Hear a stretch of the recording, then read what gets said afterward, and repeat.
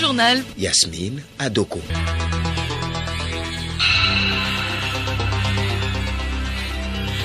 Madame, Monsieur, bonjour. Les titres de ce journal: protéger les producteurs et les consommateurs et établir la confiance entre vendeurs et acheteurs. Tel est le but du ministère en charge du commerce. Il a ouvert ce matin à Lomé un atelier de validation d'un document relatif à l'instauration du système international de mesures. Le camp AOIF 2019 est lancé hier à Lomé pour promouvoir le changement positif des mentalités chez les jeunes. C'est un rendez-vous de partage d'expériences en vue de créer des modèles pour les générations à venir. Et puis sport mondial de basketball 2019. La compétition démarre dimanche prochain en Chine. Le sélectionneur ivoirien a dévoilé la liste des 13 joueurs retenus.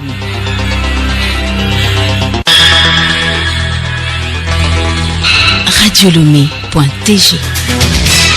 En rappel, le président de la République en visite officielle au Japon multiplie les contacts en marge de la conférence internationale de Tokyo sur le développement de l'Afrique TICAD-7. Forest Ozumnanya Zingbira a rencontré hier le premier ministre japonais Shinzo Abe. Les deux hommes ont eu des échanges fructueux sur le partenariat agissant entre nos deux pays dans plusieurs secteurs socio-économiques. Le chef du gouvernement nippon s'est félicité de la qualité des relations bilatérales et de la convergence de vues sur les questions de coopération multilatérale. Il a salué la gouvernance mise en œuvre par le président togolais en faveur du développement. Forest Ozumnanya Zingbe a remercié les autorités japonaises pour leur appui constant. Il s'est dit encouragé par l'engagement manifesté par les grandes entreprises japonaises à investir au Togo. Je le disais en titre, lutte contre la pauvreté, le ministère en charge du commerce a ouvert ce matin à Lomé un atelier de validation d'un document relatif à l'instauration du système international de mesures. Il est question d'établir un climat de confiance entre le producteur et le consommateur. Marie-Claire Pagnon. Au Togo, la vente de produits agricoles, de pêche, de chasse et dérivés se fait à l'aide d'États, de bols ou autres, dont les capacités varient d'un lieu à un autre.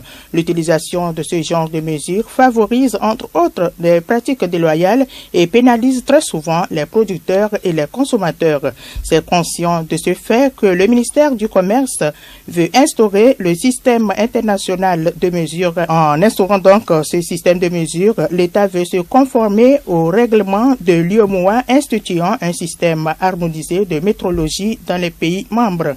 À ce titre, les instruments de mesure non conventionnels sont appelés à disparaître, selon Bamana Barouma, secrétaire général du ministère du Commerce, de l'Industrie, du Développement, du secteur privé et de la promotion de la consommation locale.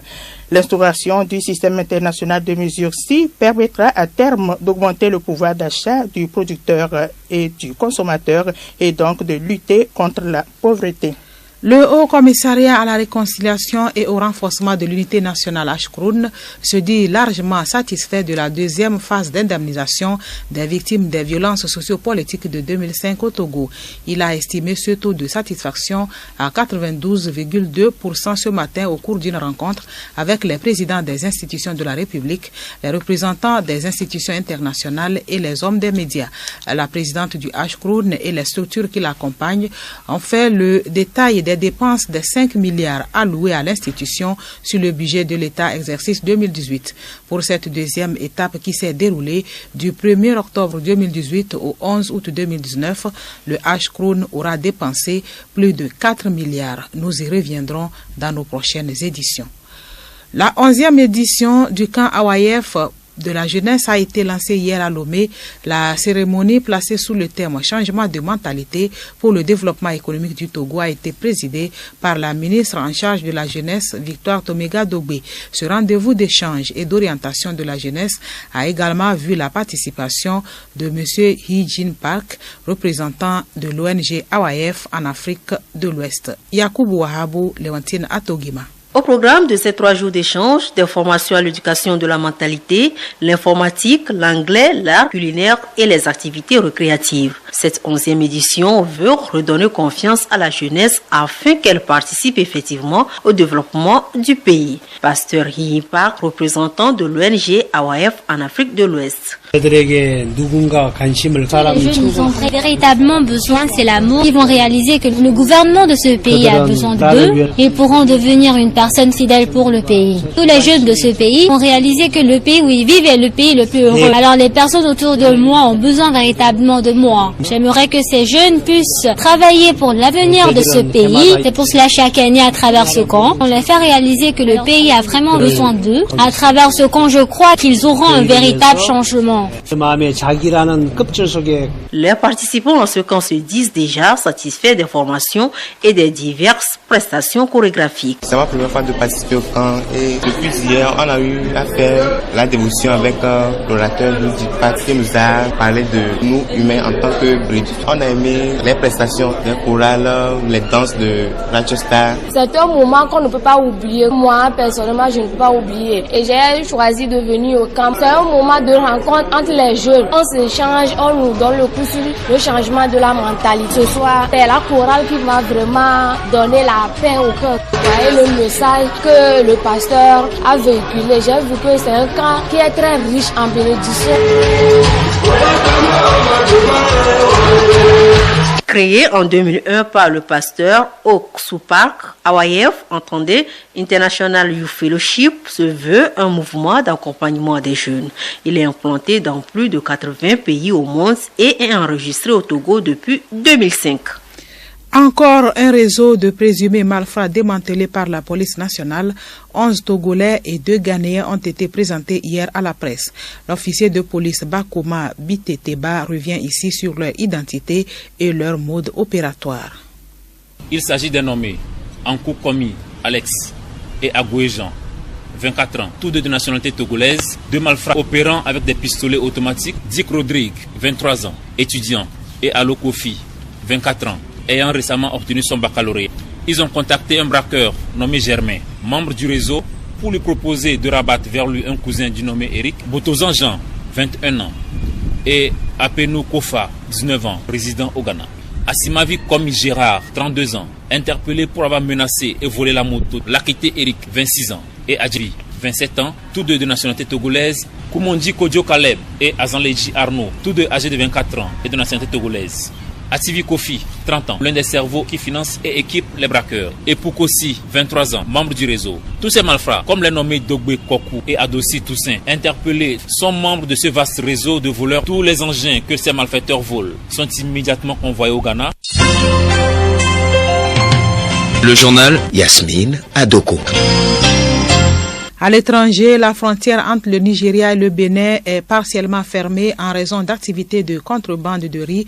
C'est le président nigérien Muhammadu Buhari qui l'a dit hier lors d'une rencontre avec son homologue du Bénin en marge de la TICAD 7. Selon le point de la rencontre fait par son conseil spécial aux médias, la contrebande menace l'autosuffisance déjà en tête au Nigeria en raison des politiques agricoles. Le président nigérien est disposé pour la réouverture des frontières de son pays.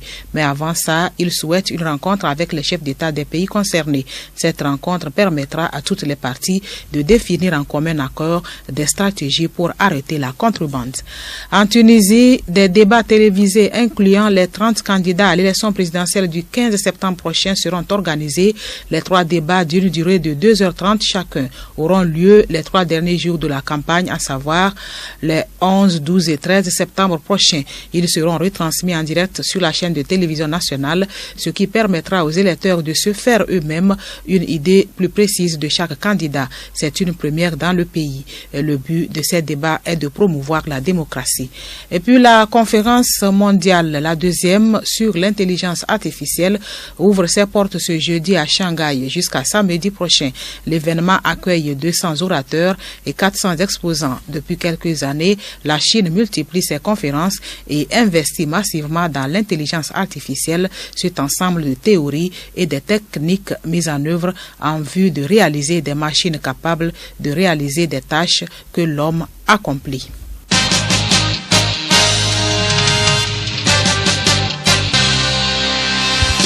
Magazine agricole, la peste porcine africaine a réapparu au Togo à Massoouin dans la région maritime, entraînant l'abattage de plus de 500 cochons.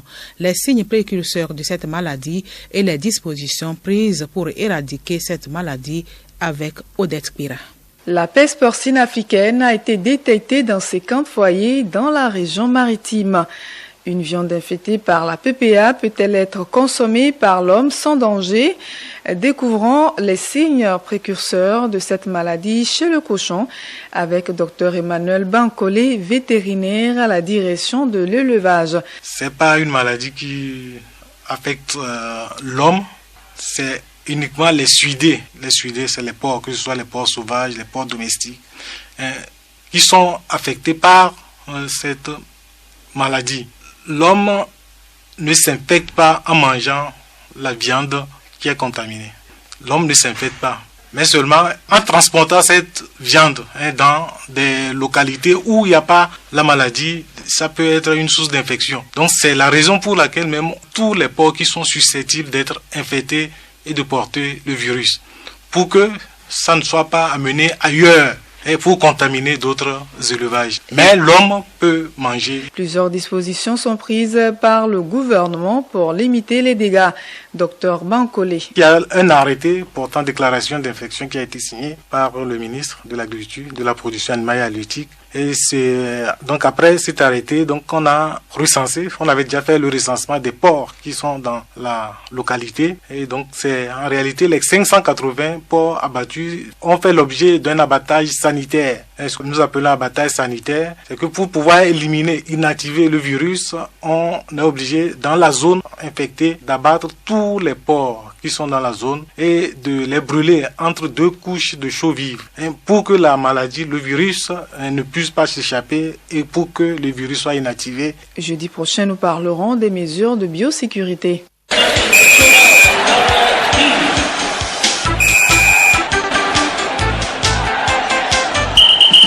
On connaît la liste des 13 joueurs retenus pour le mondial de basketball 2019 qui démarre dimanche prochain en Chine. Sur le plan national, le championnat de la Ligue de la discipline Lomé Golf Senior Hommes et Dames saison 2019 entame l'étape des demi-finales. Entre autres duels, on aura un fumant modèle Swallows chez les dames et étoile filante modèle chez les hommes. Azonko Sename. Pour le calendrier des playoffs, on aura deux tableaux de demi-finales dénommés Match 1 et Match 2. Voici les affiches des demi-finales du Match 1 qui se joue ce samedi au stade municipal. Chez les dames, à 14h, Swallows joue modèle. Gros duel entre l'étoile filante et CBS à 15h30. Au niveau des hommes, D1 face à face, Dynamique Togolais Swallows à 17h. Puis modèle est au révélateur de l'étoile filante à 18h30. Dimanche, sur les mêmes installations, CBS affronte l'étoile filante chez les dames à 14h. À 15h30, modèle croise Swallows. À 17h, dans le tableau masculin D1, l'étoile filante joue modèle, puis à 18h30, le Dynamique Togolais défie Swallows. Basket et toujours, Paulo Povia, le sélectionneur ivoirien, a dévoilé la liste des 13 joueurs retenus pour le mondial masculin de la discipline. Il s'agit de Pamba Briand, Bamba Thiébé, Fofana Moïse, Sidibé Amadou, Koulibaly Bali, Adjei Barou, Thompson Marshall, Charles Abou, Fréjus Zerbo, Mohamed Kone, Suleiman Diabaté, Didi Landry et Sié Louis. La compétition démarre ce dimanche et prendra fin le 15 septembre prochain. Logé dans la poule A, la Côte d'Ivoire affrontera la Pologne, le Venezuela, la Chine, le pays hôte. Emmanuel Trégoat fait son retour en Afrique. L'entraîneur français qui officiait aux Racines Colombes 5e division française a repris du service à la tête de l'équipe tchadienne. Il a paraphé un contrat d'1 an avec le ministère en charge des sports. Le technicien français a déjà dirigé les SAO entre 2014 et 2015 et a remporté avec eux la première coupe de la CEMAC. Football en page nationale pour poursuivre. La 2e édition du tournoi international des académies de football en abrégé TIAFoot 2019 entame l'étape des demi-finales. Ce vendredi, à partir de 8h, au stade de l'État d'état-major, assez son discours du Ghana affronte 2 AFOOT mi-régionales du Togo. Puis à 15h, au stade municipal de Lomé, Airsoft Aigle du Ghana défie AC Foot du Togo. Enfin, le tournoi de l'Union organisé par les jeunes du Parti uni connaîtra son épilogue ce samedi avec la finale qui opposera Amouzoukope à Ati. Le match a lieu sur le terrain du lycée d'Amouzoukope à partir de 14h30.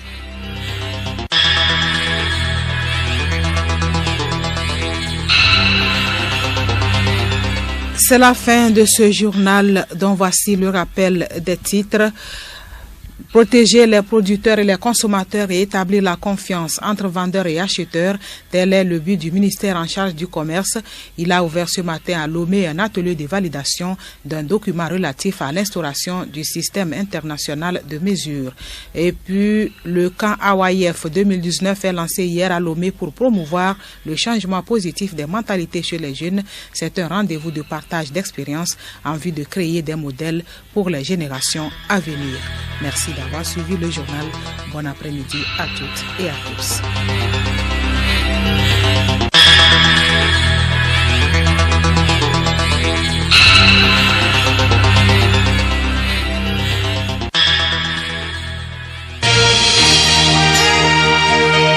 Radio Lomé, boîte postale 434, email radiolomé@radiolomé.tg. radiolomé.tg